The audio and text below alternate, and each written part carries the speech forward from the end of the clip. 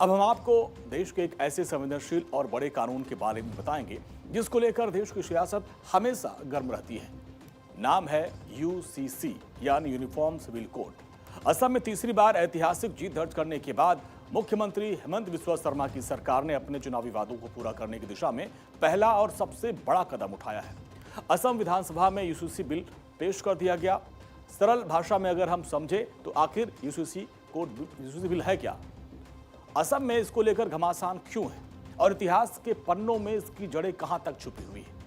आसान शब्दों में अगर आपको हम बताएं, यूनिफॉर्म सिविल कोड का मतलब देश या राज्य में रहने वाले सभी नागरिकों को एक जैसा कानून, चाहे वो किसी धर्म, जाति, संप्रदाय, समुदाय से आते हों।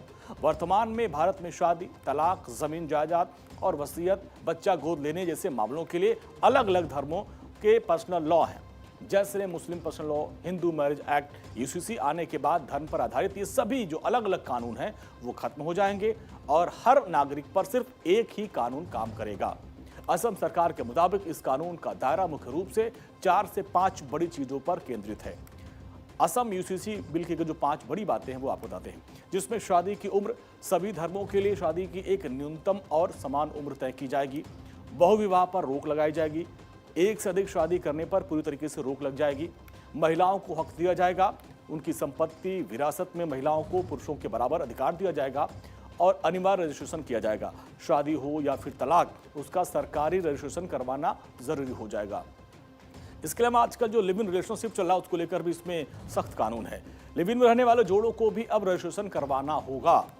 अब सरकार का तर्क है कि लिव इन का रजिस्ट्रेशन अनिवार्य होने से ऐसे रिश्तों में पैदा होने वाले बच्चों को कानूनी सुरक्षा मिलेगी और पार्टनर्स के अधिकारों की रक्षा होगी। हालांकि विपक्ष इसे निजी जिंदगी में दखल बता रहा है। जैसे ही सदन में बिल पेश हुआ, विपक्ष ने हंगामा शुरू कर दिया और विपक्ष का कहना है कि इतने संवेदनशील बिल को बिना चर्चा जल्दीबाजी में क्यों लाया जा रहा है। इस पूरे विवाद को समझने के लिए आइए सुनते हैं दोनों पक्षों के विधायकों का क्या कहना है। देखिए, यूसीसी का बारे में हम लोग पहले ही बोला, इसका क्या जरूरत है।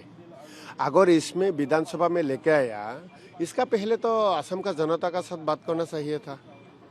असम में जो पार्टी है, पॉलिटिकल, नॉन पॉलिटिकल, उन लोगों के साथ तो बात करना चाहिए था। कोई बात नहीं किया। इस यूसीसी सिर्फ बीजेपी का पॉलिटिकल एजेंडा। इसमें केवल देखो पॉलीगैमी को बैन किया गया है। ऐसे भी अगर ये लागू हो जाएगा तो बहुविवाह हो नहीं सकता।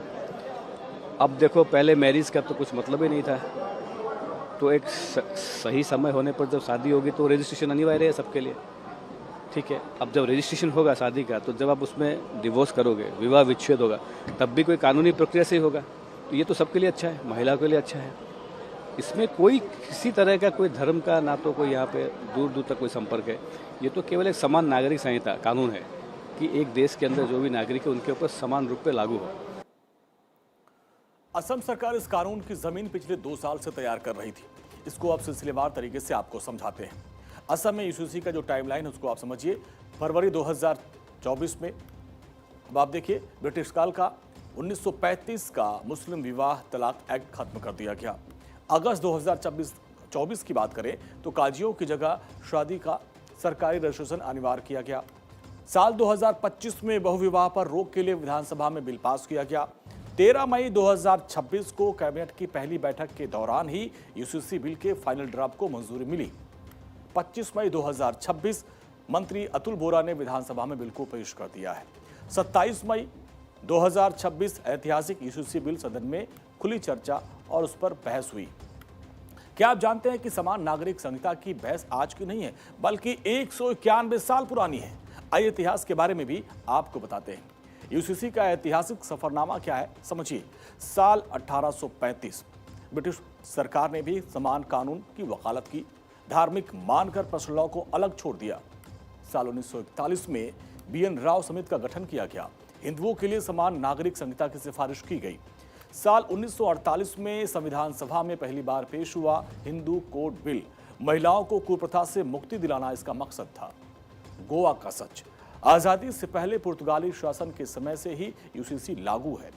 उत्तराखंड का रिकॉर्ड, आजादी के बाद यूसीसी लागू करने वाला पहला राज्य उत्तराखंड बना।